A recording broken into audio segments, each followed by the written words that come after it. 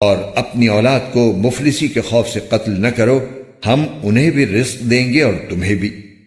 یقین جانو کہ ان کو قتل کرنا بڑی بھاری غلطی ہے۔ زنا کے پاس بھی نہ پھٹکو، وہ یقینی طور پر بڑی بے حیائی اور بے راہ روی ہے۔ اور جس جان کو اللہ نے حرمت عطا کی ہے اسے قتل نہ کرو، الا یہ کہ تمہیں شرعاً اس کا حق پہنچتا ہو۔ اور جو شخص مظلومانہ طور پر قتل ہو جائے تو ہم نے اس کے ولی کو قصاص کا اختیار دیا ہے، چنانچہ اس پر لازم ہے کہ وہ قتل کرنے میں حد سے تجاوز نہ کرے۔ یقیناً وہ اس لائق ہے کہ اس کی مدد کی جائے۔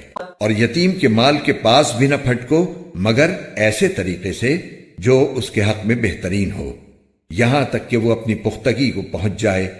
اور عہد کو پورا کرو، عہد کے بارے میں تمہاری باز پرس ہونے والی ہے۔ اور جب کسی کو کوئی چیز پیمانے سے ناپ کر دو تو پورا ناپو، اور تولنے کے لیے صحیح ترازو استعمال کرو، یہی طریقہ درست ہے اور اسی کا انجام بہتر ہے۔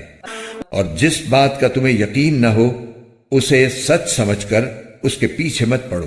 یقین رکھو کہ کان، آنکھ اور دل سب کے بارے میں تم سے سوال ہوگا۔ اور زمین پر اکڑ کر مت چلو، نہ تم زمین کو پھاڑ سکتے ہو اور نہ بلندی میں پہاڑوں کو پہنچ سکتے ہو۔ یہ سارے برے کام ایسے ہیں جو تمہارے پروردگار کو بالکل ناپسند ہیں۔ اے پیغمبر، یہ وہ حکمت کی باتیں ہیں جو تمہارے پروردگار نے تم پر وحی کے ذریعے پہنچائی ہیں۔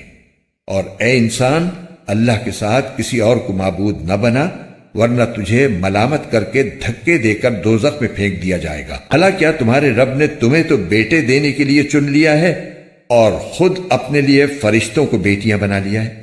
حقیقت یہ ہے کہ تم لوگ بڑی سنگین بات کہہ رہے ہو۔